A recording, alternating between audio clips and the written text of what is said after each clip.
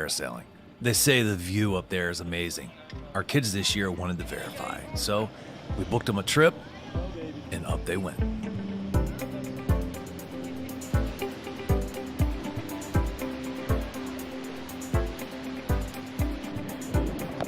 Say hi to the camera. Hi.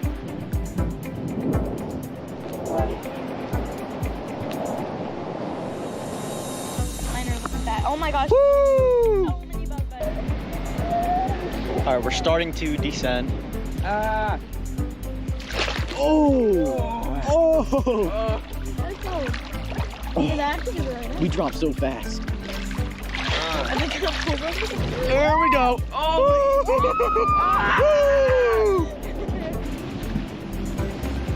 The wind is drying me off fast.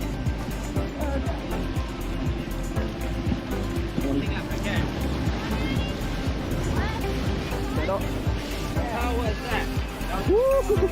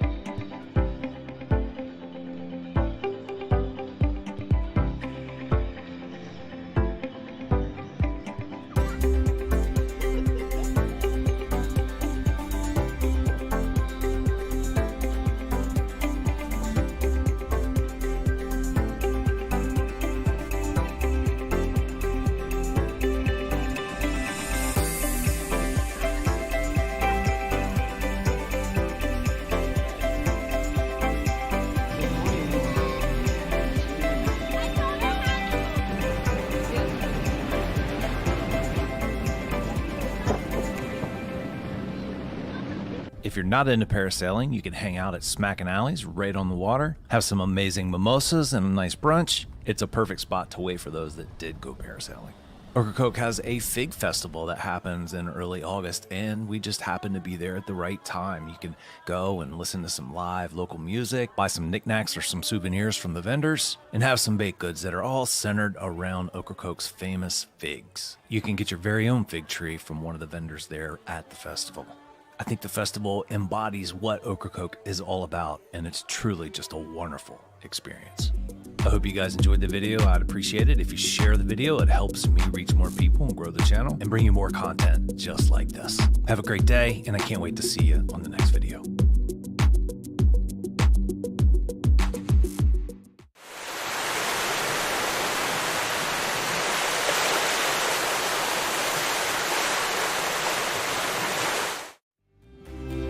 Treasure memories in Kerala Outer Banks. Go to KeralaNC.com.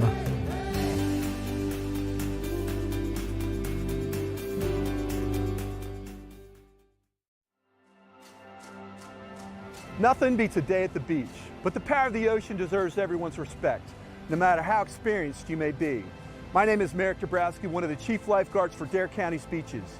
The force of the surf can catch unsuspecting swimmers off guard, and strong rip currents can sweep even the strongest swimmers far away from the safety of the shoreline. Even if you're an experienced swimmer, remember that you're still no match for Mother Nature. Rip currents account for roughly 80% of ocean rescues, but you can prevent yourself from being caught in one by following a few local tips. Know before you go by checking the daily OBX Beach Conditions National Weather Service forecast. 2, always swim near a lifeguard. 3, never swim alone. And 4, watch for red flags and rip current warnings. And if you see another swimmer in distress, notify a lifeguard and call 911. And if you ever feel compelled to assist a family member in distress, be sure to have a flotation device with you. Make sure your Outer Banks vacation is a memorable one for all the right reasons. We want you, your family, and friends to go home safely. Live like a local. Love the beach, respect the ocean.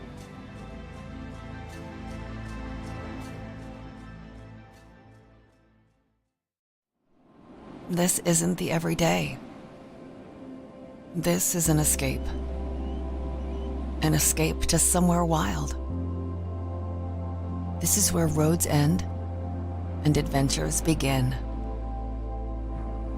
Here, you put down the heaviness of life and dream, play, reflect, and spend time with the ones that matter most. Around every corner is a retreat where you can taste everything, fresh and local. This water paradise has preserved its past, and Southern charm lives on. Here, you can discover something rare, something unique, extraordinary, and wild. Find yourself again at visitcurrituck.com.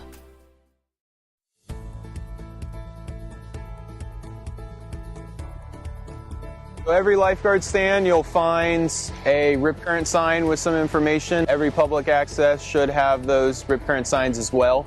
Rip currents account for about 80% of our rescues, and we can see approximately 200 to 300 rescues due to rip currents every season. A rip current is a long, narrow, strong current of water flowing out to sea.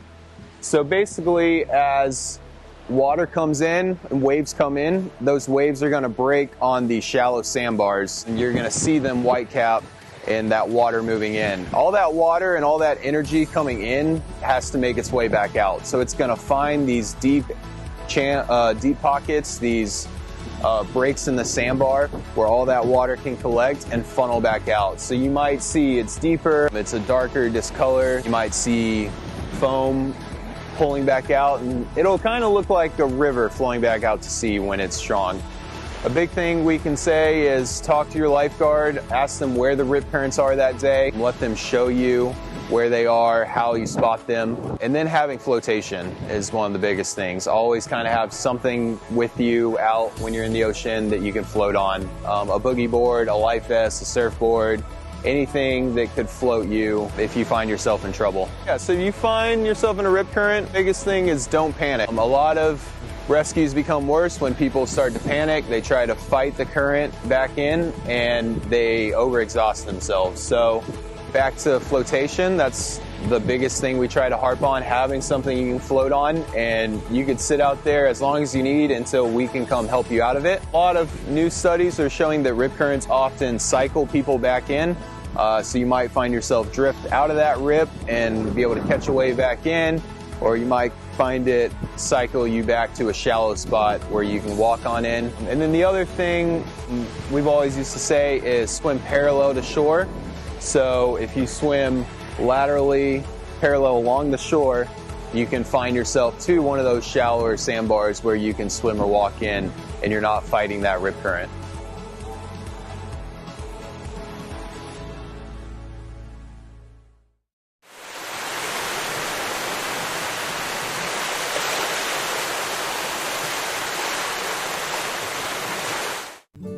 Do we mark time by what comes before and after? Or is it this moment and what we do with it that truly matters? The Outer Banks of North Carolina starts every day with an open invitation to explore, to pursue unknown outcomes, and challenge curiosities, to stir the soul with open spaces and endless possibilities.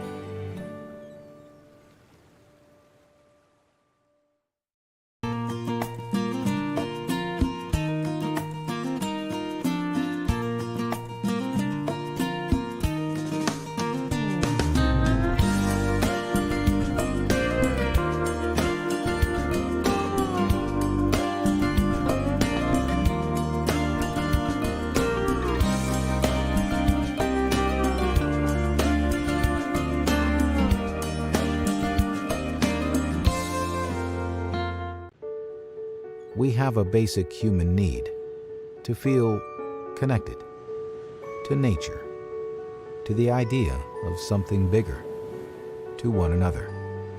The Outer Banks of North Carolina, a chain of barrier islands shaped by wind and water, connected by the elements, just open spaces and endless possibilities.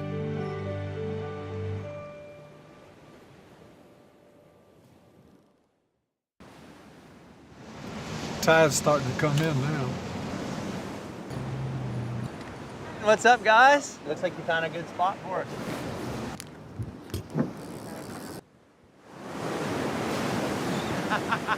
Yeah. Hey, I see mullet.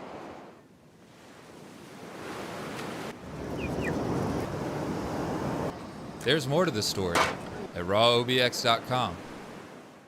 Just across the Wright Memorial Bridge on the Currituck mainland, you'll find one-of-a-kind shopping, dining, and recreational experiences await you. Don't let memories you'll treasure pass you by on the road to the Outer Banks. Find your treasure at visitcurrituck.com.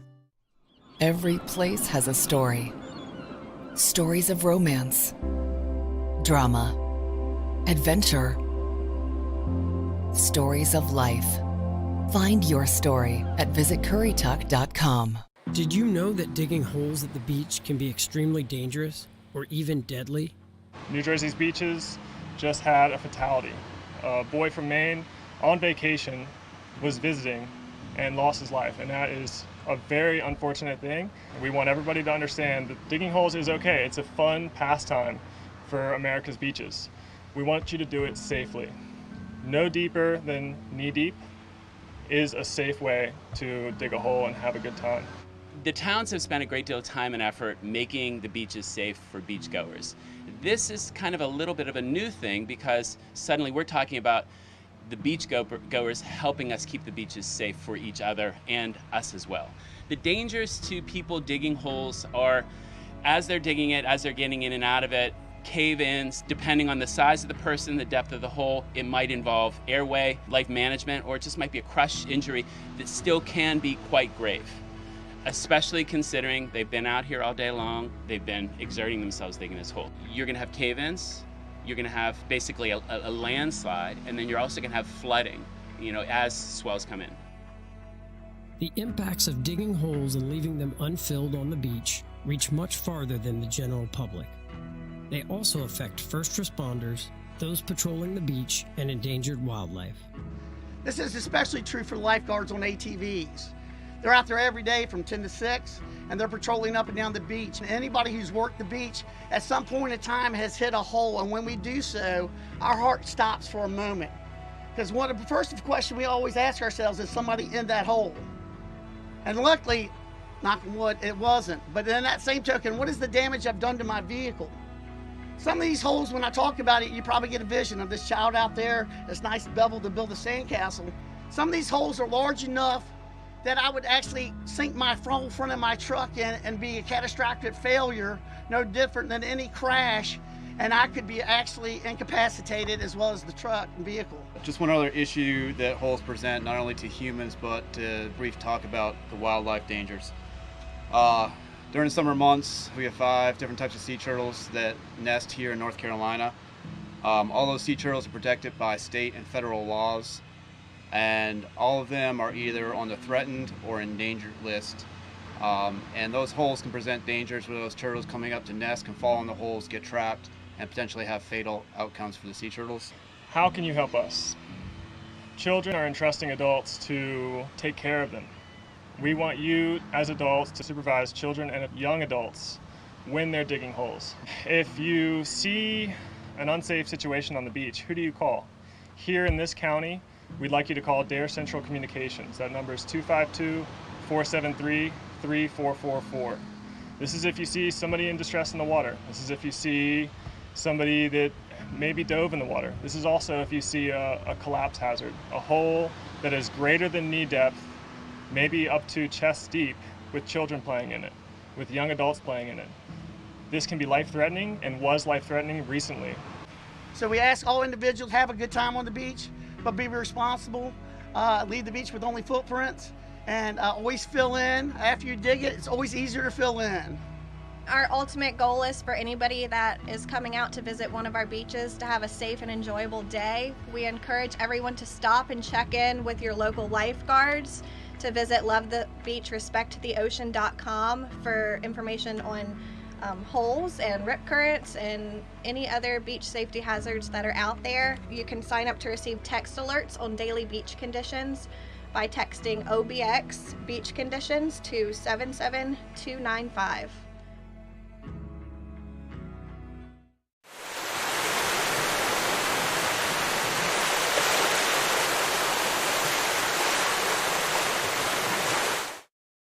Around the corner from the Albemarle Sound, Edenton Bay provides a scenic backdrop to its namesake town. Once a port for North Carolina's first colonial capital, today the waters attract travelers looking for calm, not commerce. And Edenton welcomes boaters with free boat slips for 2 nights. Whether by sea or land, let our historic lighthouse guide you to a relaxing bay that's a world away. Find your Eden in Edenton, the South's prettiest small town. The Jolly Roger is bigger and better. Our incredible new bar is the best venue on the beach for great entertainment, gaming tables, and emptying and ends. No one takes care of locals better than the Jolly Roger with special discounts every day on breakfast, lunch, and dinner. The menu has it all with huge portions at affordable prices and plenty of room for large parties. Always casual, relaxed, and loads of fun. The bigger and better Jolly Roger. It's classic Outer Banks. In a world of ordinary vacations,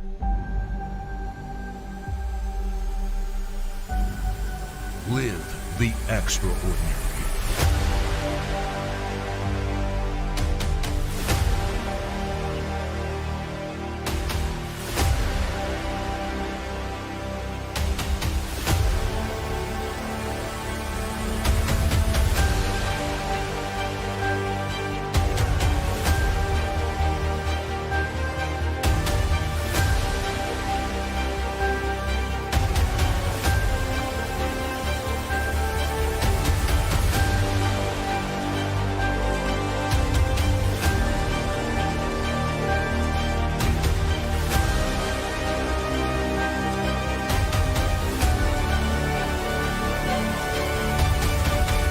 Book the real Outer Banks.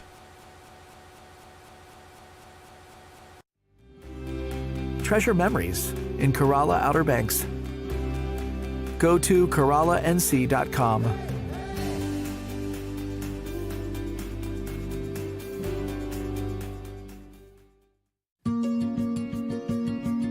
My name's Daryl Davies. I'm one of the people that started trying to work on getting this disc golf course built many years ago. This is Bob Sanders with Tortugas Lie. He's also been a very key person helping me out for the last couple years. I guess it started 8 years ago, trying to get the town to look at doing something about building a disc golf course. It's obviously trying to get a hold of land is very difficult. It took time. The key feature was the Logan family got word of what we were doing. Their son enjoyed disc golf, and they were looking to do something in memory of their son. We had been looking for something to memorialize our son for some time, and when I read in the paper that the bomb track was being considered as a disc golf course, I showed up at the town meetings and got involved. Our son was like to think out of the box and do certain things that were maybe out of the ordinary a little bit, and disc golf appealed to him in his later teen years and early adult years. So something like this course is going to be a great memory for him. So we're glad the town was able to put it all together, and particularly Daryl Davies, who was basically responsible for most of the coordinating all the volunteer work, putting all these benches together, getting the signs made, and it looks like a great course, a great opportunity to romp through the woods here and enjoy, an hour's worth of fun. They stepped up and said, hey, we'd be interested in help get this kicked off, and with their donation, and that's when the ball really got rolling. From there, we got a committee started, and we had a bunch of ideas from the committee on what's the best use for this land that would be the most beneficial for the people of the town. This was one of the things that was on the list. I think one of the reasons this became successful and got through the list is because of the cost. We figured out a way to do this where it didn't cost necessarily the citizens of the town tax dollars to do it, and I went out and started raising money and finding sponsors, and the sponsors are what paid for the course. One of my sponsors, this gentleman, quickly jumped on board and helped us out. More than just sponsor, I mean, he's been out here he's been my right-hand man since day one. For the last 2 years, I've been coming out here and helping Daryl about every morning with some lot of sweat and a lot of hard work, but it's a labor of love. It's been a lot of fun, and the most exciting thing to me about this, besides being able to play disc golf in Kill Devil Hills, is just how many people are using this course and making new friends out here. So it's really been great. It's been a great experience. It's something that you can do with your friends, and like Daryl said, a lot of families come out here and play together, and people bring their dogs and stuff, so it's just, you know, and it's bonding. People that play disc golf all kind of have similar interests and everything, so everybody gets along and everybody has a good time, and it's fun to just hook up with other people and play.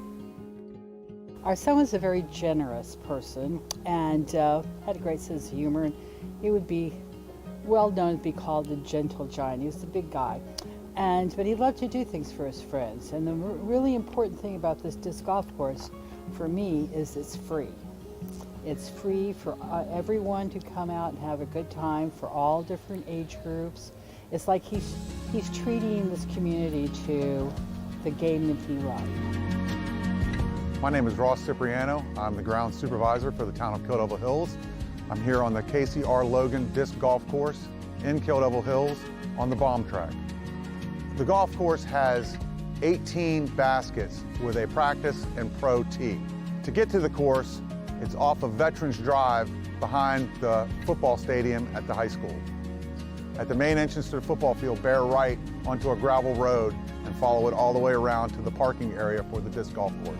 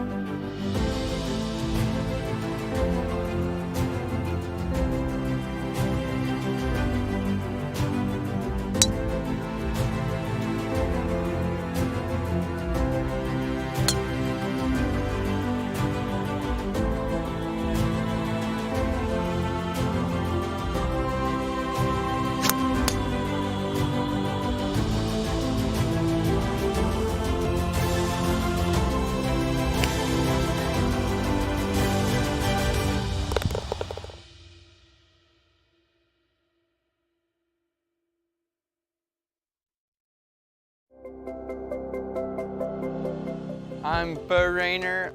I'm a professional surfer, and I've been doing it since I was about 2 years old, and I live in Nags Head, North Carolina. The power of the ocean deserves everyone's respect. Even on calm days, hard to see powerful rip currents are present up and down our coast. Every year, unsuspecting swimmers find themselves in the grip of a rip. Many lose their lives. Such tragic events can be easily prevented with a few local tips. Know before you go and check local beach forecasts before you head out. Always swim near a lifeguard. And if you find yourself caught in a rip current, don't panic. Float, wave, and shout until help can arrive. If you're a good swimmer, don't fight the rip. Swim parallel to the beach to break free of the current's hold. Live like a local, love the beach, respect the ocean. Text OBX Beach Conditions to 77295 to sign up for daily beach forecast and condition reports. For terms of service and privacy policy, visit obxalerts.com. In 1746, during the battles of the Scottish Highlands, there was a drummer boy. His name was Donald MacDonald. And during a battle, Donald MacDonald was shot through and through in the shoulder with an arrow. He was sent behind the lines to heal up, and when he was healed up, he was placed with his drum on a ship for the New World. That ship ran aground and sank off Rodanthe, and he used that drum as a flotation device to float to get himself ashore. He was found by the Payne family here in Rodanthe and spent the rest of his life right down the road. When we switched to the Gregorian calendar, it changed Christmas from the first Saturday after the New Year to December 25th. Rodanthe is one of the few places in the world where they still celebrated Christmas on the first Saturday after the New Year. We now call it Old Christmas. We do a whole big celebration. The drum is basically pulled out for posterity's sake. They used to take it over there actually up until like the 50s, and they actually played it, but it got so old that now nobody wants to beat it with a stick or do anything else to it.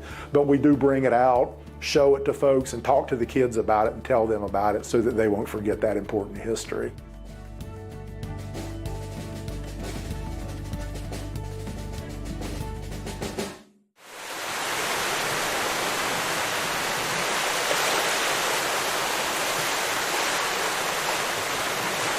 Jewelry by Gail is celebrating its 47th anniversary this year. In loving memory of Gail Kowalski, this hidden gem is open Tuesday through Saturday from 10 to 5. A shop that has something for everyone, featuring Gail's signature styles, all types of gorgeous jewelry, men's rings, a unique bridal section where you can build your own engagement ring, the Outer Banks' largest pearl selection, and so much more. Come find the perfect look for that special someone at Jewelry by Gail in Nags Head. Capacity to explore a passion while learning from the greatest to ever do it. Reliability to make those who are far away feel like they never left. Speeds for fueling moments of discovery while sparking curiosity. It's not just internet, it's a gateway to opportunities you never even knew existed. Ripple Fiber, multiplying potential for you, your family, and the community.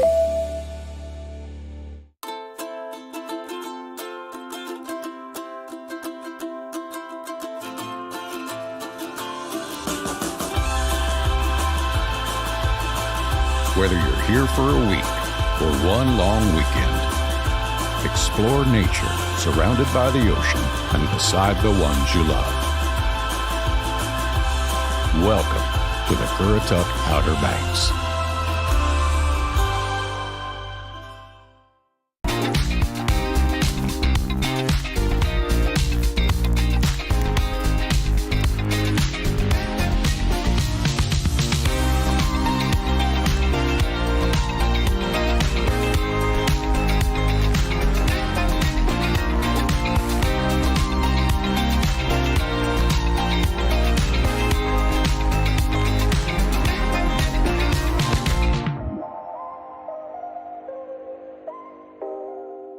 Head up Highway 12 to where the road ends and you'll find the legendary Corolla Wild Horses, iconic historical sites, unique shopping and dining, outdoor events, and more. Take a day and find yourself here. Despite what you've heard, 911 cannot locate you immediately when calling from a cell phone. Do you know the street address of your location in the event of an emergency? When you call 911, we don't either, unless you can tell us.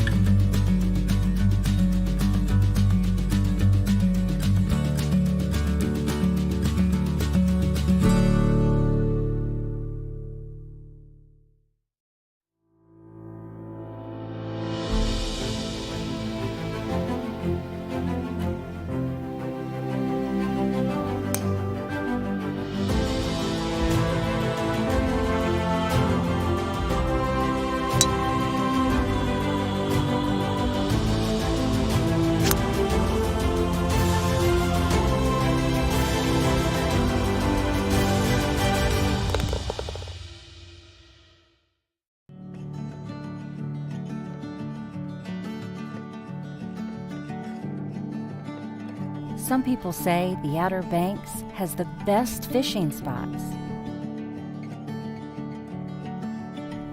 Some people talk too much. The Outer Banks of North Carolina, conveniently located just beyond compare.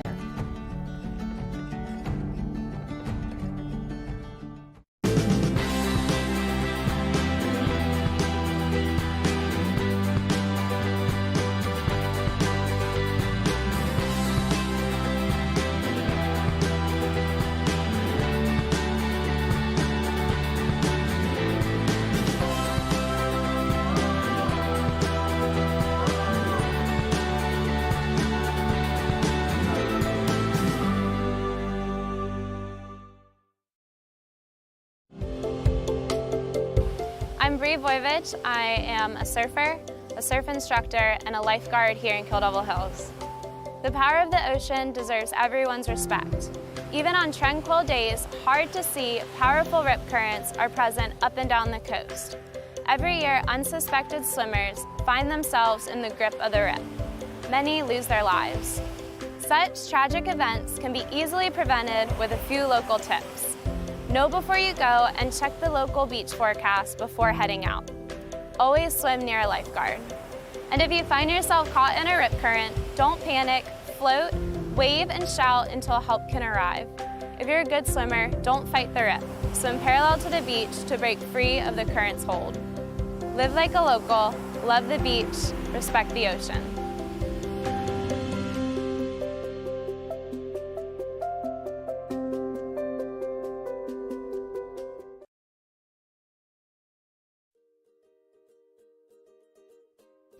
We're a local OBX friend group. We want to tell you about a unique local and tourist attraction called Jockey's Ridge. My favorite place on Jockey's Ridge is probably in the woods. It has a lot of fun places to be. You can play hide and seek with your friends. You can see a lot of different types of wildlife. You can climb trees. It's really fun. I like coming here to the woods at Jockey's Ridge when it gets kind of like windy and cold because the trees make a lot of block from the wind and some of the other weather. My favorite place at Jockey's Ridge is a tree on top of the sand dune. You can hear the leaves in the wind, and you can also take a nap, and it's really nice there to sit in the shade when it's burning hot out.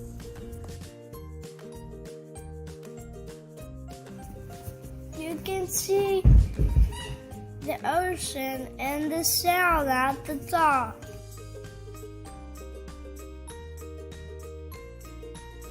My favorite place is the trail entrance to the dunes by the visitor center. This is my favorite place because it's a really good place to play capture the flag and hide and go seek and a bunch of other games.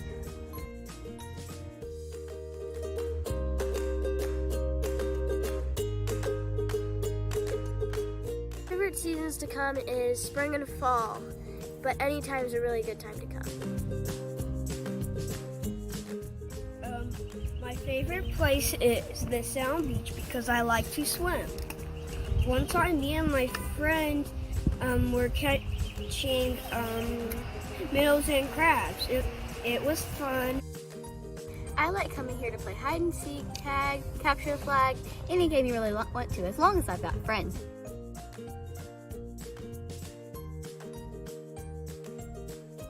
Favorite place is some small sand dunes near the entrance to the Sound Beach access. Did you know that a putt-putt course is beneath the sand dunes?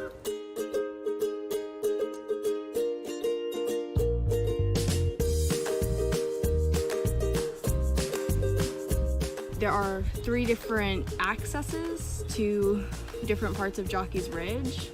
There's the visitor center, there's the going across the highway, most people use that way, and there's coming back to the sound access.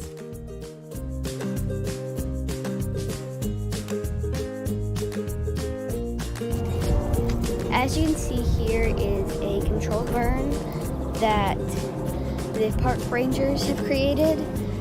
because there was so much pine straw that if lightning struck, it would burn. It would catch on fire very fast, and they didn't want that.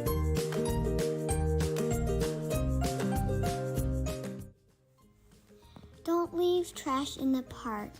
Bring a trash bag so you can bring out everything you brought in. A lot of people just put like trash out on the beach or of the sound access and different places, and it kind of, it's bad for the animals. Make sure you bring bug spray, because coming in the summer with mosquitoes, you can get a lot of mosquito bites. If the sand burns your hand, it's gonna burn your dog's paws too. Be careful. Make sure you wear sunblock, because you can get really sunburned.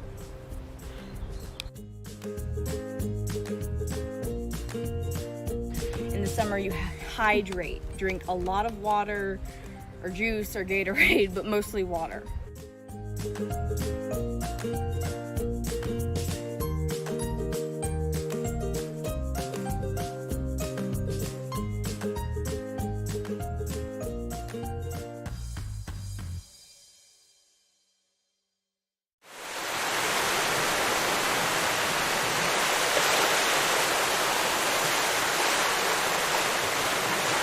Take a tour of an Outer Banks icon and experience what life was like here in the Roaring 20s. Whalehead in historic Corolla Park is a beautifully restored Art Nouveau masterpiece and museum located on the Currituck Sound. For tour information, go to visitwhalehead.com.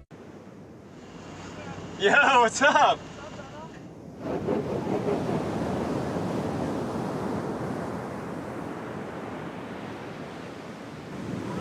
Yeah, Cyrus. Oh, Benny! Benny just got, oh my God!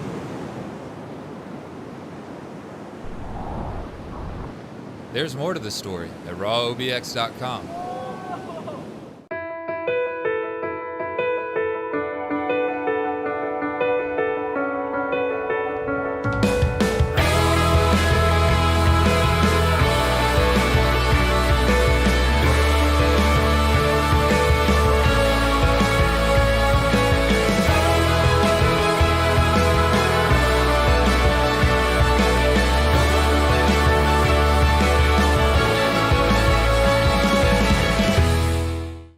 Most golf courses try to take their design from their surroundings. Seascape Golf Links is no exception.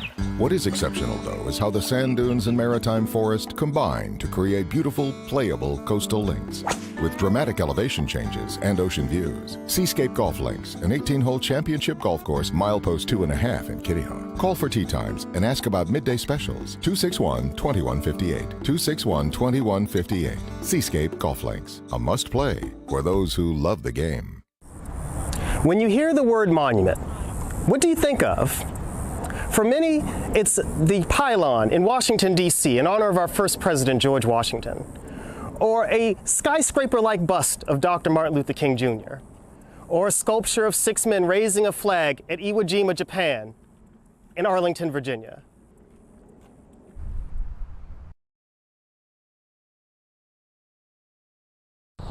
Greetings.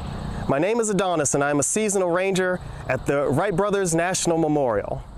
And we're standing on top of what was a 27-acre moving sand dune, which now has been placed an everlasting memorial in honor of American brothers, Wilbur and Orville Wright, who pilgrimaged far from home to find their solution to powered flight. Talks for a permanent monument on the Outer Banks began slowly and spread through community efforts. Later, the call was heard by Congress and passed into law March 2nd of 1927 and signed by Calvin Coolidge to site a memorial on Outer Banks grounds of where the historic first 3 flights took place. There was much disagreement about the design and function of a monument here, but think of it. How would you go about honoring this kind of achievement? It was decided that a design competition would bring us the structure. 45 entries were submitted. In October of 1928, the design of Alfred Eason Poor was chosen. It is an engineering and architectural feat, a marvel for the ages, a beautiful blend of smooth and rigid lines, all these lines drawing the eyes up toward the heavens and the immense possibilities. The architectural firm Alfred & Poor was a famous architectural firm, and it would bring us an Art Deco and modern design that would fit the skylines of Chicago, Illinois, or New York City. When you first see the monument, you notice wings on each side. In getting a closer look, they are that of eagle wings, the noblest of birds, symbolizing elevation, swiftness, power, and fearless flight, synonymous with success. Massive in size, they help guide the eyes toward the heavens, further reinforcing the ideas of forward motion and the brothers' conquest of the air. From distance, it gives the pylon the impression of a large bird set to jump from the top of the former sand dune. The entire stone stands atop a concrete, five-pointed star base, like that of the Statue of Liberty's base, and represents the star emblem seen at military bases. At the base monument are doors that lead to a small room inside the pylon. They are of 8 panels and describe man's efforts to become airborne. A light was placed at the top of the monument to light the way for aviators.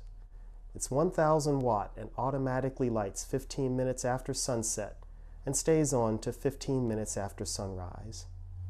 Light in the visible world is truth in the intellectual world, and in symbolism represents mind, beauty, truth, sun, civilization, and goodness. So what do you think? In looking at it, from what the other rangers have told you, do you think the monument fits? What catches your eye first? For me, what caught my eye was the inscription written along the side. It reads, "In commemoration of the conquest of the air by brothers Wilbur and Orville Wright, conceived by genius and achieved by dauntless resolution and unconquerable faith." We have honored with immortality sports heroes taken in the moment of their greatest triumph, military leaders set to look at their own prestige on horseback. We have honored libraries, street names, churches, and other facilities to give reference to the great victory and virtues, be it diligence, temperance, prudence, and courage. So think of it. What would you memorialize today? Would it be a pylon? Would it be a street name? Would it be in honor of your teacher or parent, a leader, or even a park ranger? Many things in which to consider when visiting the Wright Brothers National Memorial. Hi, this is Joey the Wine Guy, located in the general store of the Christmas Shop at General Store, located in Manteo, North Carolina, right here on historic Roanoke Island. Join me daily from 11 to 5 for free wine tastings here at the General Store, where you can try it before you buy it. Be sure and try our featured German Christmas wine, just the thing to get you in the Christmas spirit all year long. And don't forget to ask me about special pricing on 6 and 12 bottle cases. Whether you're looking for a Chardonnay, a Cabernet, or your favorite Merlot, we've got it here at the Christmas Shop at General Store. PlayOBXGolf.com is your gateway to a great golf vacation on the Outer Banks of North Carolina. Stretched between the Sound and the Atlantic Ocean, the Outer Banks offers a one-of-a-kind coastal golf experience. 5 award-winning courses and well-appointed golf accommodations in a picturesque setting make the Outer Banks the perfect choice for your next golf getaway. And fall is the perfect time to experience the best weather and the best course conditions of the year. Your golf trip to North Carolina's Outer Banks is just a click away at PlayOBXGolf.com. Oh, hello, Santa here at the Christmas Shop and General Store. Our elves have been busy again with all kinds of new rooms full of ornaments and gifts, like Whoville, the wondering world of Harry Potter, a new coastal room full of everything coastal like shells and glass ball ornaments, and a new room dedicated to everything Outer Banks, so you can take some of our magic back home with you. You have to come see it for yourself. 25,000 square feet of Christmas magic. What lies beneath the surface? The waters of the Outer Banks share their secrets, one cast at a time. Total relaxation, absolute exhilaration, The Outer Banks of North Carolina, a chain of barrier islands shaped by wind and water. Connected by the elements. Just open spaces and endless possibilities.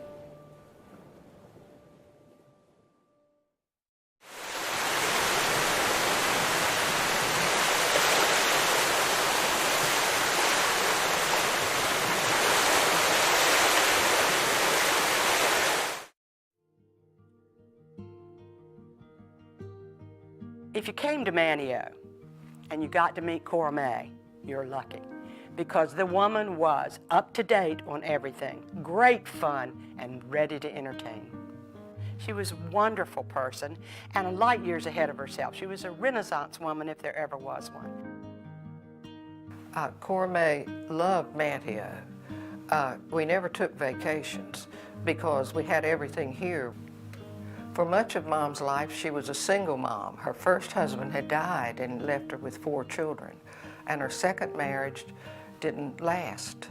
So she had us to raise all alone.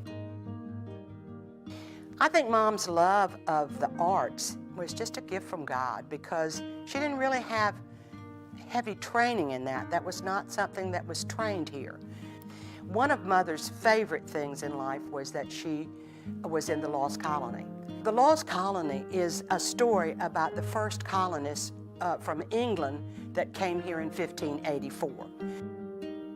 Cora May played Agona for 27 years, playing the same role longer than any other actress in American theater.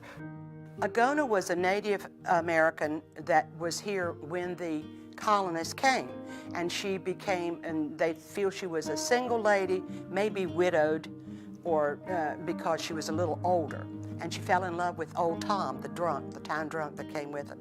And that love just, it showed that thing of how blind love is. She just thought he was everything wonderful, and Mom just paid it to the hilt. When she looked and smiled and tilted her head and looked at him with those good blue eyes, you felt, this woman loves this man. Mom put everything she had in playing the role of Agona. I had seen many Agonas play when I was in it, and Mother was by far the best. If there ever was someone who worked against type, that was Mother. Mother had 2 husbands, and she was never a fonding person. She was never someone that just fell out over somebody. But she knew how to play it, and she could do it to the hilt, and she changed. It wasn't just a natural thing. She changed to be Agona, and it was wonderful. She changed her walk. She changed everything about herself. It was really a terrific performance. Her one line was tee-hee. She brought the house down with it every single night.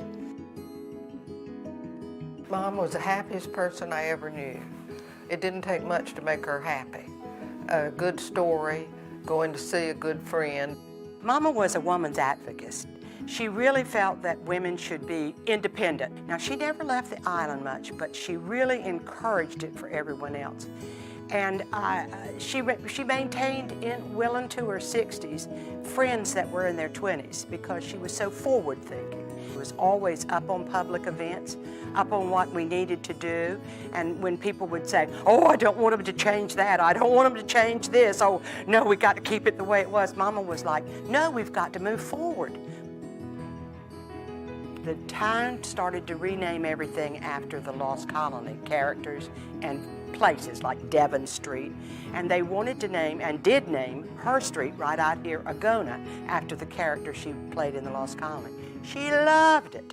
And then some years later, when we were revitalizing downtown Manteo, and a bridge had to be built, Mark, her son, who by then was Senate Pro Tem of the state of North Carolina, was helping with the funding for this project. And he said, Mama, we're going to name the bridge after you. And Mom went, oh, no, no, don't name the bridge after me. I'm not important enough. I haven't done enough to have the bridge named after me. She got that bridge named after her, and it was her pride and joy. When Mom passed away, at her funeral, there was standing room only. Mama's funeral was remarkable in lots of ways. One of them is an 88-year-old woman that packs a church for a funeral. That doesn't happen much this day. And Mama had some really personal friends that we wanted to put on the right-hand side. Andy Griffith was one.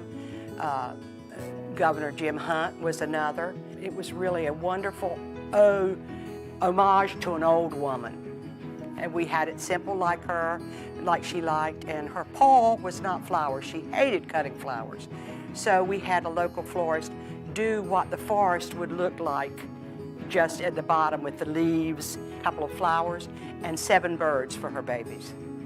And Mark said, let's give her one last run over her bridge. And we went over the bridge and turned around and came back, and we felt like this was the best end. She got one last trip over her bridge.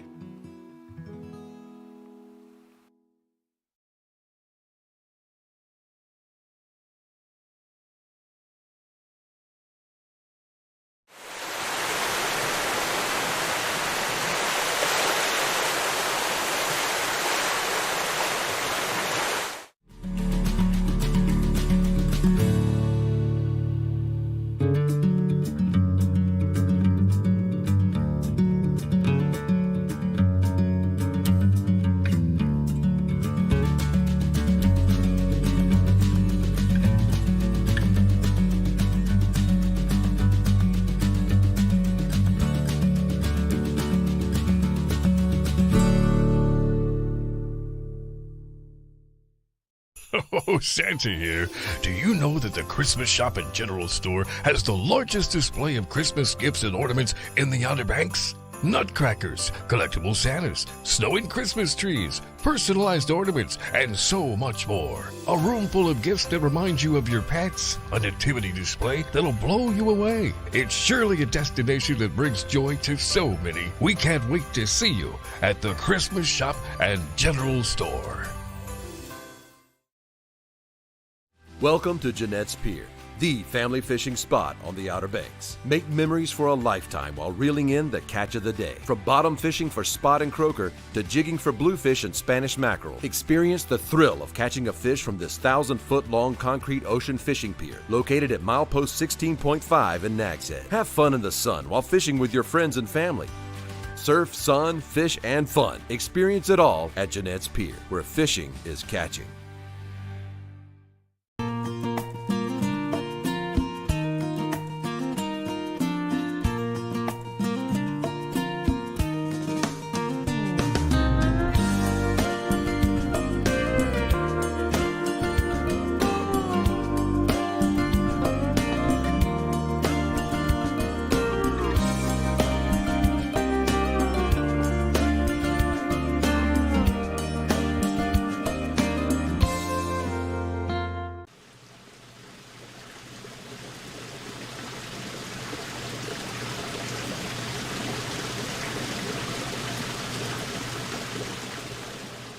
I get up 4:30 in the morning, I go out to the shelters.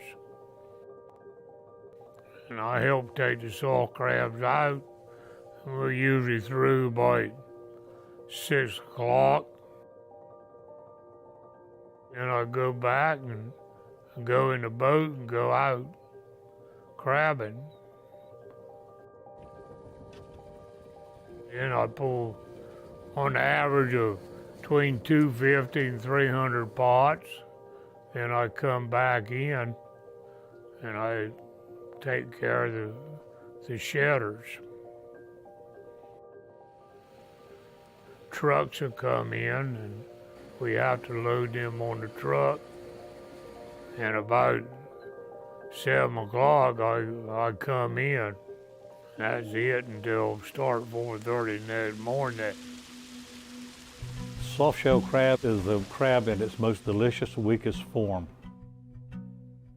The shed that they come out of, the old shell, is probably at least an inch smaller than the new shell when they become hard again. So that is a completely soft crab coming out of a totally empty shell. Every portion of the crab comes out, and this is all that is left, just a hollow shell. And when it comes all the way out, that's what it'll look like after it comes all the way out of the shell. This is a time when everything that's in the water wants to eat it, and everything out of the water seems to want to eat it because they're really delicious. This year the water's been kind of cool the whole year. So with the colder water, it takes them longer to ferment to get hardened up a little bit. So it kind of gives us a little bit of a break. Hotter water, you got to check them more often.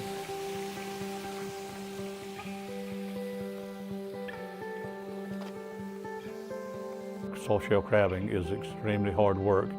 You spend a lot of hours up at night. You don't get very much sleep.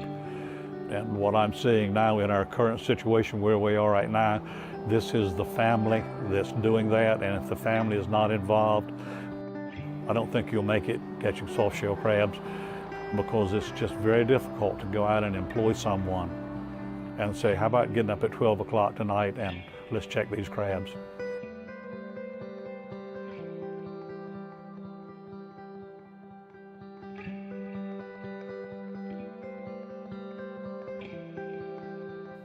What do I like about it? Well, I just enjoy catching the crabs and watching them shed and selling them. I mean, I enjoy the whole works. I mean, when it comes to that.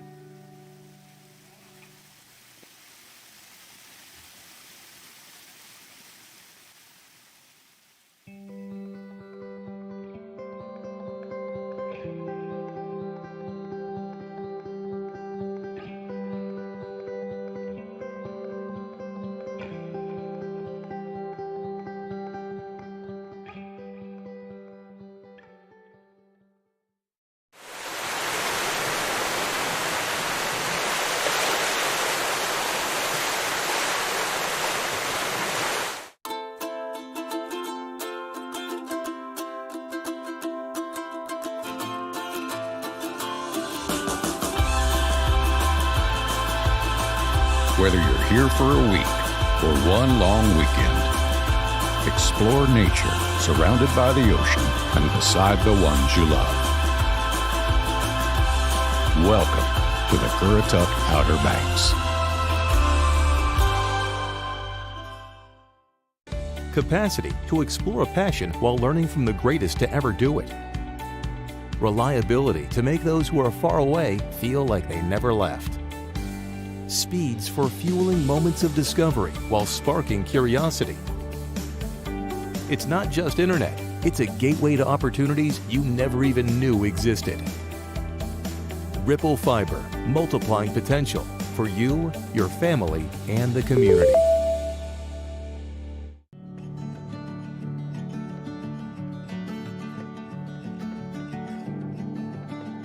Some people say the Outer Banks has the best fishing spots.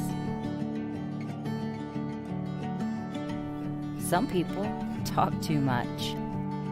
The Outer Banks of North Carolina, conveniently located just beyond compare.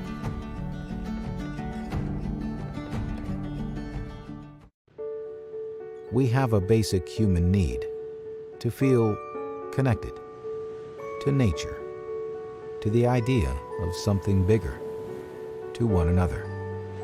The Outer Banks of North Carolina, a chain of barrier islands shaped by wind and water, connected by the elements, just open spaces and endless possibilities.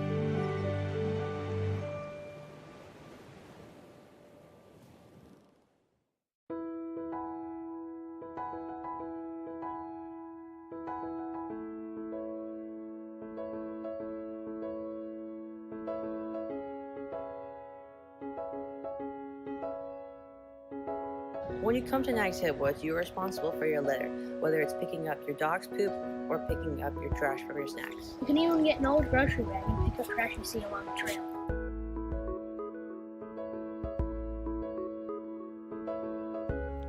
Over the past year, there have been about 60,000 visitors to Nags Head Woods.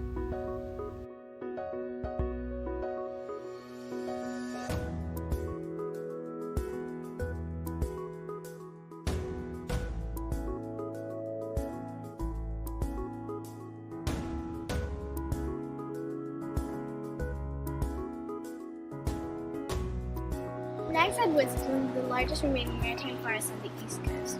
It is also protected by the Big Sand Dunes of Jackie's Ridge State Park.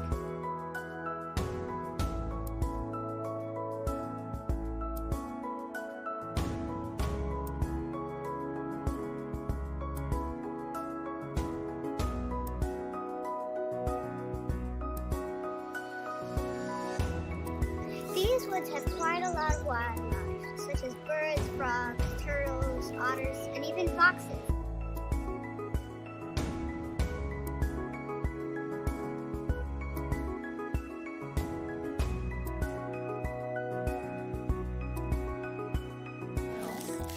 Look at the snail shell. Another snail. There's a bunch of snails Oh, there's down a there. snail in here.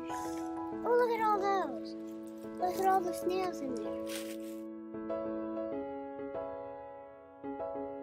There are a lot of trails here, even some for you if you're not a big hiker, such as me. It is also out of the wind, so you can enjoy the trails on a stormy day.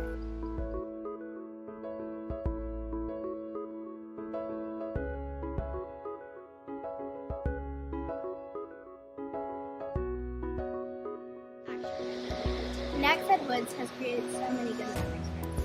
You can do the same here. Bye!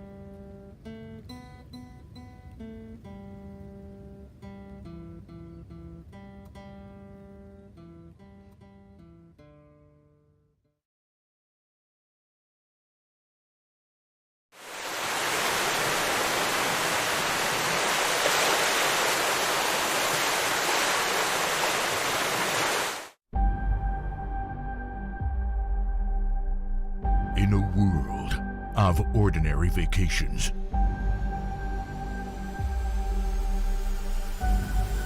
live the extraordinary.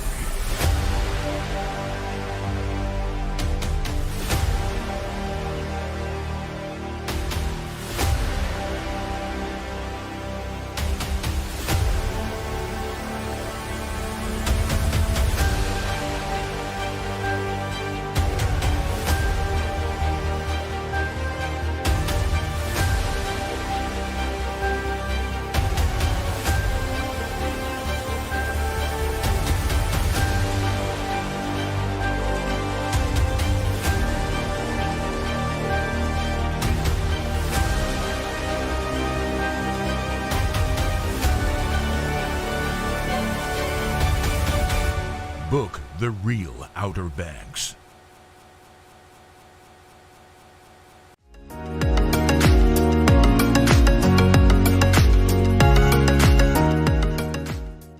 Hello again, everyone. I'm Chris, a volunteer here at the Wright Brothers National Memorial. We're back with another edition of Did You Know?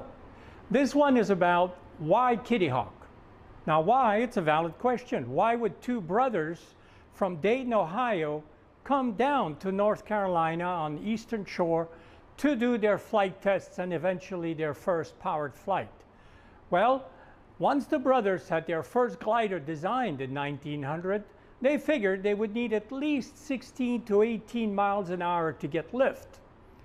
That kind of wind speed cannot be obtained in Dayton, at least not sustained and not very often. Wilbur considered Chicago as a place to conduct gliding tests, but afraid of possible attention from newspapers, dismissed it as being too busy. Even though he didn't like Chicago as a location, he wrote a letter to the U.S. Weather Bureau asking more information on Chicago winds. And in his letter, he also included the request, do you maybe have a publication that shows the different wind velocities in the country? The Weather Bureau wrote back to Wilbur that the information he's looking for is contained in their monthly weather review, and they sent him a copy of it. The publication contained tables of wind velocities recorded at 120 Weather Bureau stations in the United States.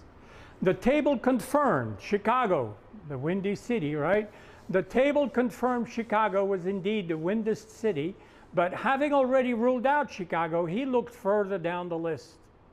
The next 4 locations on the list, not accepted as suitable. They were either too far away, I mean, think of the travel in the early 1900s, or they didn't have the soft grounds they were looking for. I suspect at some point they figured they would encounter the ground and soft grounds would be beneficial. Next on the list was a place called Kitty Hawk in North Carolina. Neither brother had ever heard of the place, but a quick look on the map showed that it's on the coast of North Carolina. Keep in mind, there's no such thing as the Outer Banks back in those days. Wilbur wrote a letter to the Weather Bureau station in Kitty Hawk. He wanted to confirm the data that he saw in the publication. Mr. Joseph Dosher, who manned the station in Kitty Hawk, wrote back confirming the wind information and added that they had a mile-wide beach free of trees. Mr. Dosher showed Wilbur's letter to Bill Tate. Now, Mr. Tate was the notary public in the town, was the postmaster, county commissioner. He was like, you know, the everything guy for around these parts. He wrote his own letter back to Wilbur, in which he also referred to a mile-wide beach and a stretch of 5 miles with no obstructions except for sand dunes, maybe an 80-foot sand hill. Confirmed the winds would be around 10 to 20 miles an hour, mostly from the north to south. In addition, and the clincher, and his last sentence of the letter, Mr. Tate's comment was, if you decide to try your machine here, I will take pleasure in doing all I can for your convenience and pleasure, and assure you, you will find a hospitable people when you come among us. On Thursday, September 6, 1900, Wilbur boarded the Big 4 train to Cincinnati, transferred to an overnight C&O train to Old Point Comfort in Hampton, Virginia, where he took the steamer ferry Pennsylvania across the James River to Norfolk. There, he set out to find the 18-foot spruce spars he needed to finish the glider.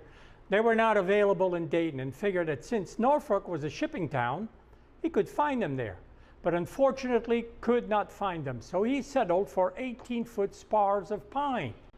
Then he boarded another train to Elizabeth City.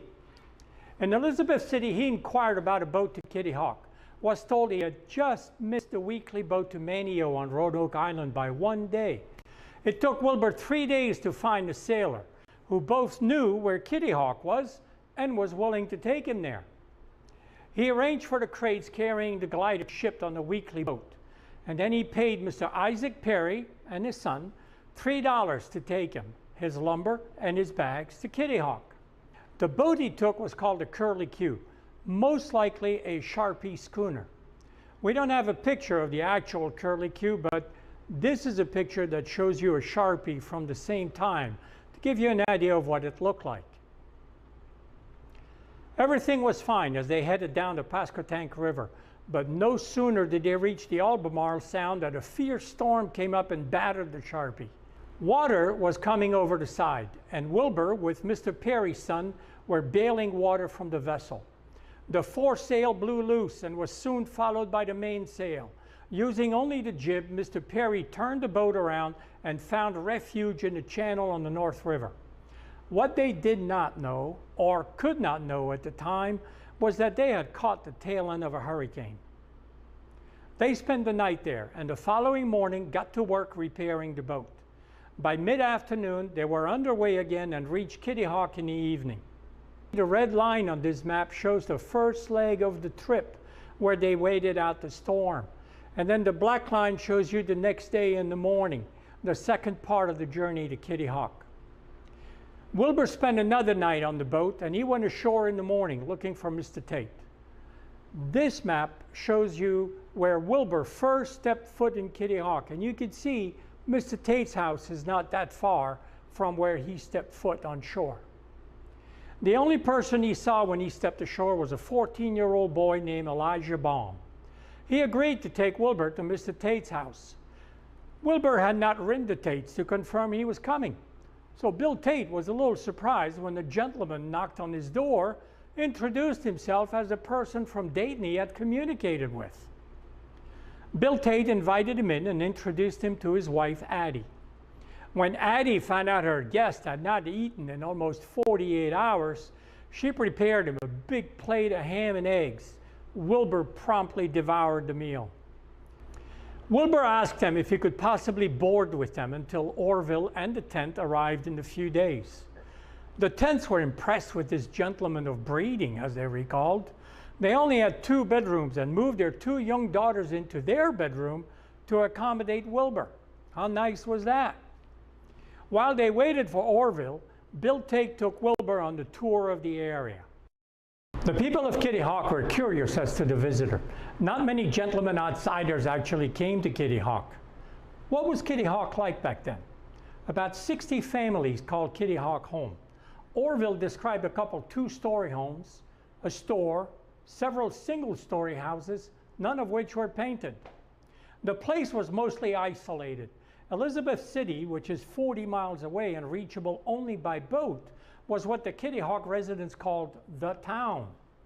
It was the place to buy consumer goods, and with its railroad, connected it to the rest of the world. The landscape was sandy, covered with a growth of pine, dogwood, holly, oak, and cypress. Sand dunes moved along as the wind blew. There were more hogs than people and a few cattle, horses, and sheep. Orville wrote to his sister in a letter to Sister Catherine, quote, "You never saw such pitiful-looking creatures as the horses, hogs, and cows down here. By contrast, the only things that thrive and grow fat are bedbugs, mosquitoes, and wood ticks." Imagine, if you would, 2 gentleman brothers from Ohio who had never traveled further than a bicycle ride outside Dayton, finding themselves now 750 miles from home in such a desolate place. They had never seen an ocean, much less traveled by boat during a hurricane.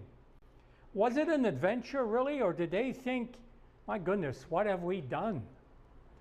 No matter the weather, the brothers dressed every day like businessmen. Suits with ties, starch collars. The locals didn't know quite what to make of them. Always neatly dressed, but living in a tent and working on a big kite. A short while after putting up their camp near the Tate's house, they discovered the hills at Kill Devil Hills, 4 miles further south, and they moved their camp there. This is their first camp near the Tate's.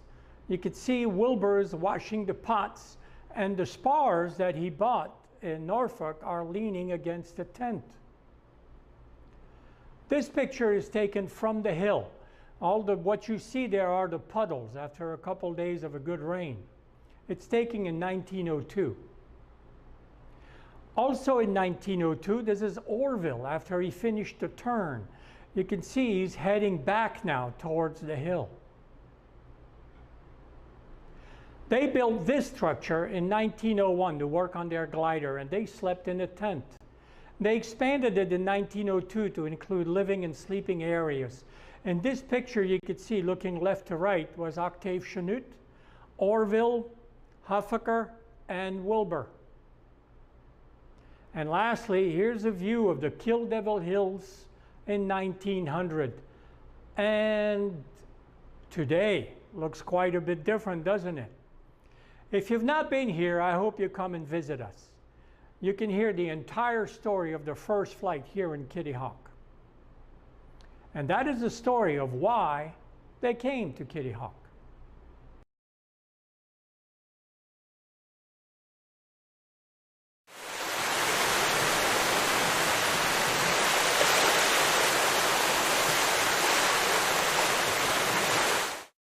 Around the corner from the Albemarle Sound, Edenton Bay provides a scenic backdrop to its namesake town. Once a port for North Carolina's first colonial capital, today the waters attract travelers looking for calm, not commerce. And Edenton welcomes boaters with free boat slips for 2 nights. Whether by sea or land, let our historic lighthouse guide you to a relaxing bay that's a world away. Find your Eden in Edenton, the South's prettiest small town. Jewelry by Gail is celebrating its 47th anniversary this year. In loving memory of Gail Kowalski, this hidden gem is open Tuesday through Saturday from 10 to 5. A shop that has something for everyone, featuring Gale's signature styles, all types of gorgeous jewelry, men's rings, a unique bridal section where you can build your own engagement ring, the Outer Banks' largest pearl selection, and so much more. Come find the perfect look for that special someone at Jewelry by Gale in Nags Head. Connected to mainland North Carolina, yet seemingly a world away, Edenton is known as the prettiest small town in the South. Time passes slowly in the state's first colonial capital. The lure of historic sites, outdoor adventure, and friendly people draws visitors from near and far, whether by car or boat. Let our lighthouse be your beacon to a relaxing getaway on the Albemarle Sound. Find your Eden in Edenton, North Carolina, the South's prettiest small town. Out of the darkness, it still stands, guiding mariners on their way, a beacon of light for all to see. Find your light at visitcurrituck.com. Just across the Wright Memorial Bridge on the Currituck mainland, you'll find one-of-a-kind shopping, dining, and recreational experiences await you. Don't let memories you'll treasure pass you by on the road to the Outer Banks. Find your treasure at visitcurrituck.com.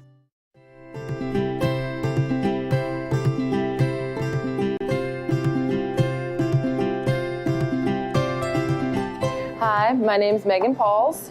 I am the chef and owner here at Mike Diana's Grill Room, located in Corolla, North Carolina. And today I'm going to make our North Carolina style key lime pie.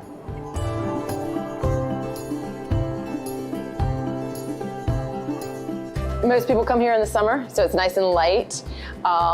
It's a cool dessert, and it's North Carolina style. It doesn't have, a lot of them have that big meringue topping on top, or they use a different key lime juice that's bright green. This is, just our way of doing it, and it's a good summertime dessert. So what you need for the key lime pie is graham cracker pie shell crust, 12 ounces of softened cream cheese. You'll use 3/4 cup of sour cream, 2 cans of sweetened condensed milk.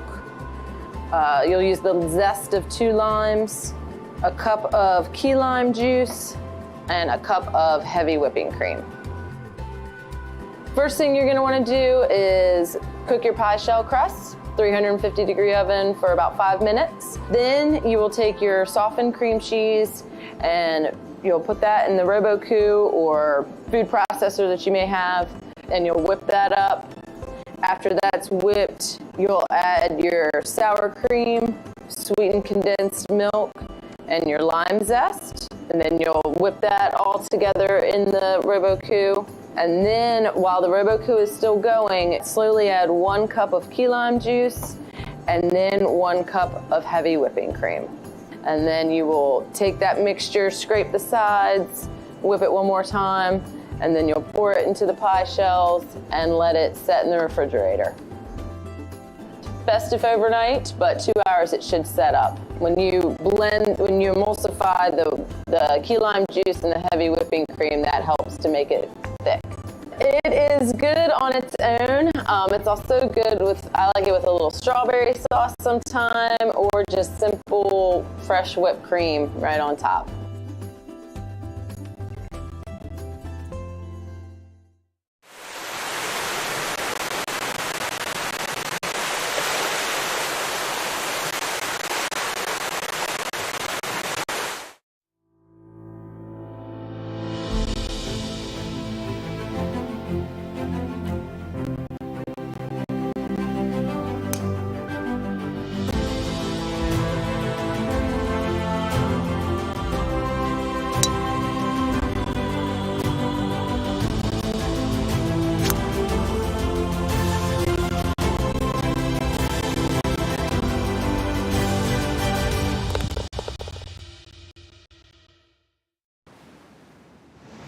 Tide's starting to come in now. What's up, guys? Looks like you found a good spot for us.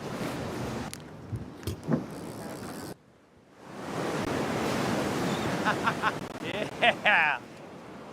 Hey! I see mullet.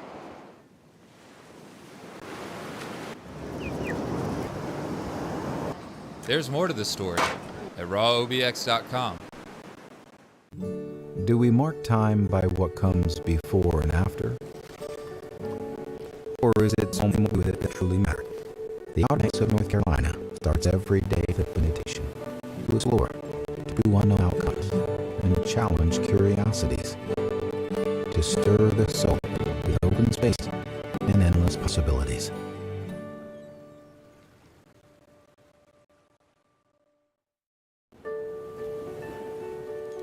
What lies beneath the surface? The waters of the Outer Banks share their secrets, one cast at a time. Total relaxation, absolute exhilaration. The Outer Banks of North Carolina, a chain of barrier islands shaped by wind and water, connected by the elements, just open spaces and endless possibilities.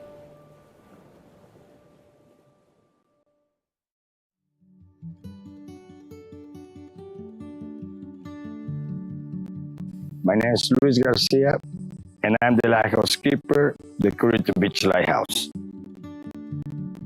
I'm the number 27 lighthouse keeper. In 1875, December 1st, already was a keeper with 2 helpers working in the lighthouse. The maintenance and the tower is the same, but the difference is more like the lighthouse keeper had to be there no matter what. The lighthouse keeper before, he used to work in the storm because he had to be there.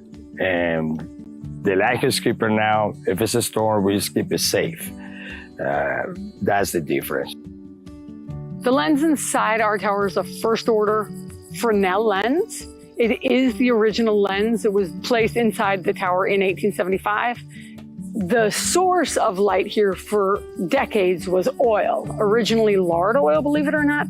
So we moved to kerosene in the 1880s, and we stay with kerosene, although with different lamps, until 1933. In 1933, we're electrified and get a light bulb. And again, through different power sources, now we're on the grid. We have one 1,000 watt bulb in there that works at any time. We actually have 2 bulbs, but only one is powered at any time, and it's directly in the middle and level. So 1,000 watts doesn't feel like a very bright bulb, but once you surround it with prisms, and the Fresnel lens is genius because it's just slices of a lens, so you're not filling the top of your lighthouse with an incredibly dense and heavy lens. It is still very heavy, but it's not taking up all of that space. That's the genius of it, is it just slices of a lens lined up in such a way that you can send light in a straight line for distance. In our case, 18 nautical miles, this light shines at least 260 degrees. So that's about 21 land miles. So a lighthouse has to work 24 hours a day. The Fresnel lens we have at the top keeps it working at night as long as there's a light source inside it. And in the daytime, a light source at the top of your lighthouse is not helpful. You need something else that the eye can see from afar. And that's why that our lighthouse is unpainted is important, because that's its day marker. Other lighthouses have a paint job, right? Black and white. All our North Carolina tall brick mortar lighthouses have black and white paint, except for this one. And in fact, if you had a light list, you would have had a light list out at sea, and you would have said, okay, in the daytime, I see a tall red brick lighthouse. I know where I am. And I know there are shoals there. And even though I'm trying to go south and stay out of the Gulf Stream, the most powerful current of water on the planet, I better not get too close to shore or I'm going to hit all those shoals. And I know that because my light list says this is where I am based on either the day marker or the flash of the flash pattern at night.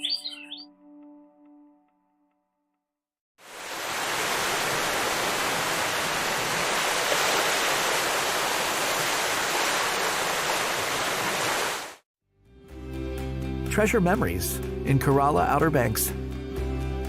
Go to CorollaNC.com.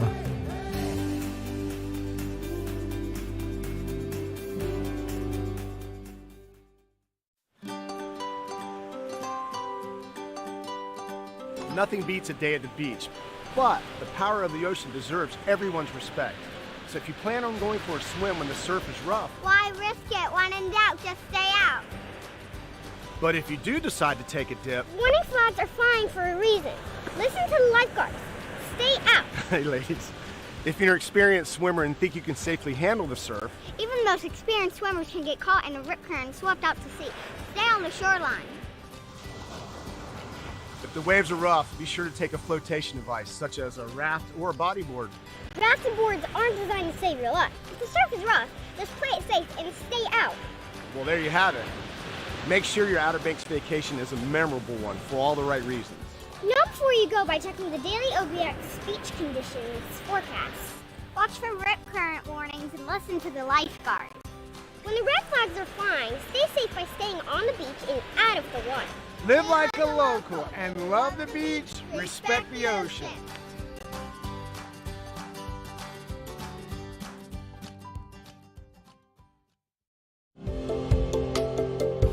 I'm Bree Voivich. I am a surfer, a surf instructor, and a lifeguard here in Kill Devil Hills. The power of the ocean deserves everyone's respect. Even on tranquil days, hard to see, powerful rip currents are present up and down the coast. Every year, unsuspected swimmers find themselves in the grip of the rip. Many lose their lives. Such tragic events can be easily prevented with a few local tips. Know before you go and check the local beach forecast before heading out. Always swim near a lifeguard. And if you find yourself caught in a rip current, don't panic, float, wave, and shout until help can arrive. If you're a good swimmer, don't fight the rip. Swim parallel to the beach to break free of the current's hold. Live like a local, love the beach, respect the ocean.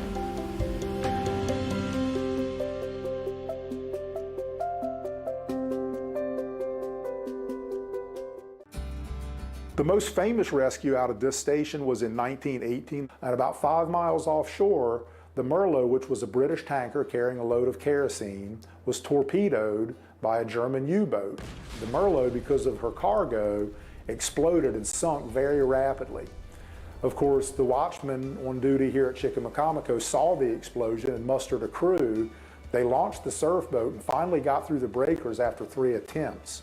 On that 4th attempt, Captain John Allen and the crew managed to get the surf boat through the breakers and motored out toward the Merlot. By the time they got out there, the sea was on fire because the cargo of the Merlot had leaked out and was on fire on the surface of the sea. The boat, the 1046, is actually a motor surf boat, but once they got so close to the wreck, their fuel evaporated out of the fuel tanks, so they had to complete the rescue using their oars. And of the 51 sailors on board, 42 were rescued here at Chickamaucomico. The King of England awarded Captain John Allen with the Loving Cup, the crew of Chickamaucomico. They all received the Gold Life-Saving Medal for that rescue. It still remains today one of the most decorated maritime rescues in American history.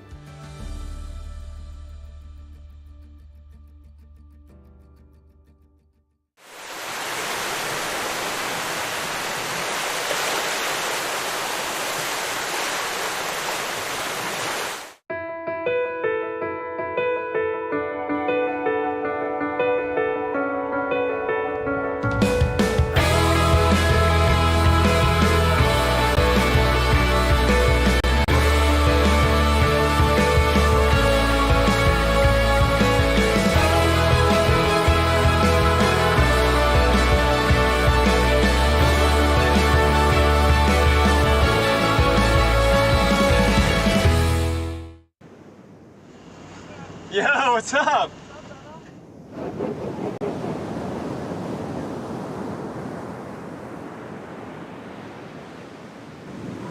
Yeah, Cyrus. What? Oh, Vinny! Oh my God.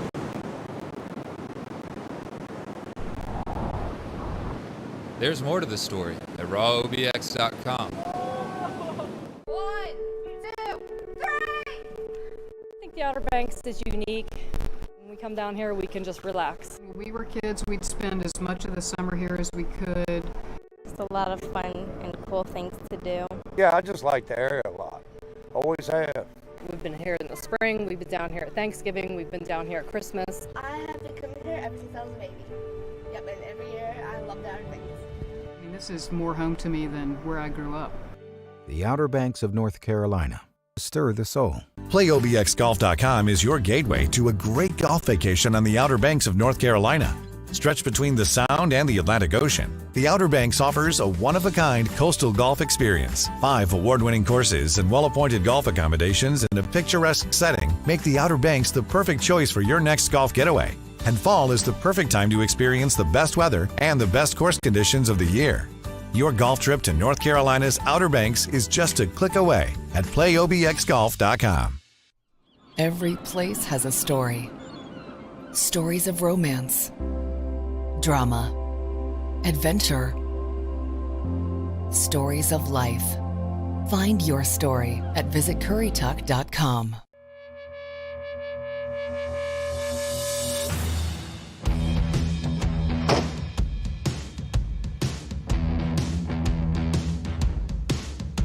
This is Grace. Grace is bored. Fortunately, the town of Kitty Hawk has a new brochure.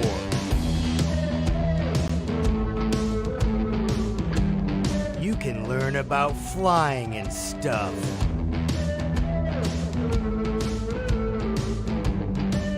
Shoot some hoops.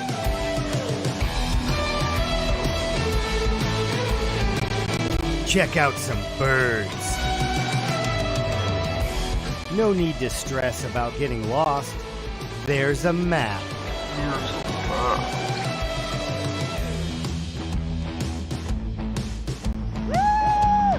There's parks.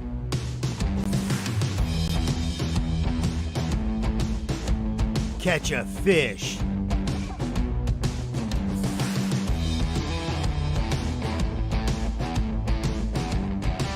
It even talks about the beach.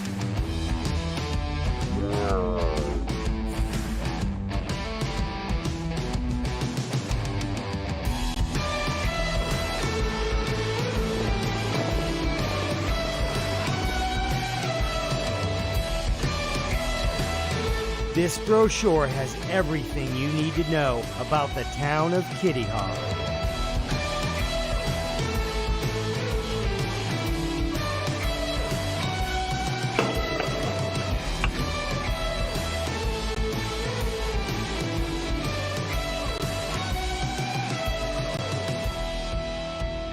Download the brochure at kittyhawknc.gov.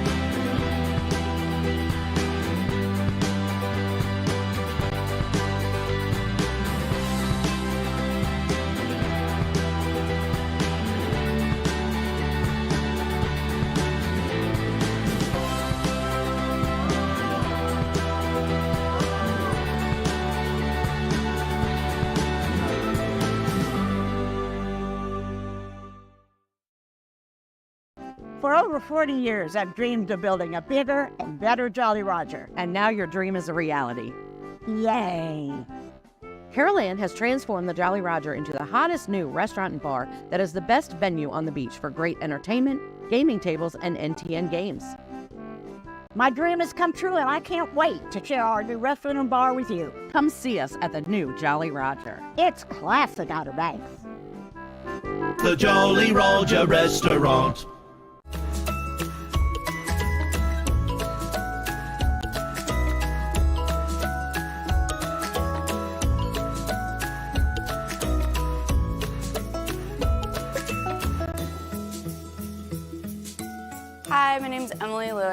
I'm an invertebrate biologist here at the North Carolina Aquarium on Roanoke Island, and I take care of our jellyfish collection. So we have several species of jellyfish. Most of them are local and found around North Carolina waters. We do have some species that are found in different parts of the world though, such as our spotted lagoon jellies. Those are found off the east coast of Japan. We have something called moon jellies. They're commonly seen around here. They're clear and they have sort of a 4-leaf clover shape in the center of their bell or body. And those are actually 4 different stomach pouches. We also have something here called nettles, typically Atlantic nettles, and those are the ones that you're gonna run into at the beach that are gonna have those really long tentacles and can sometimes sting you. They use their tentacles for basically hunting and grabbing onto their prey. They have 2 different kinds of tentacles. Those tentacles range from being mildly stinging and kind of sticky to just sort of run into food and obtain it that way, versus very powerful stinging tentacles that can grab onto larger prey items like small fish. At the aquarium, we can't give them the full variety of what they would be eating in the wild, and so we do a couple of different food items. The first is we raise something called brine shrimp, and we hatch it out from its egg form, we called cis, and we hatch it out overnight, and those 1-day-old brine shrimp, we can actually feed whatever vitamins or nutritious algae we want. And in that way, we can sort of pass on whatever nutrition we need to get into the jellies. Jellyfish are kind of free-floating, and they're technically considered to be something called plankton, so they don't have a lot of control over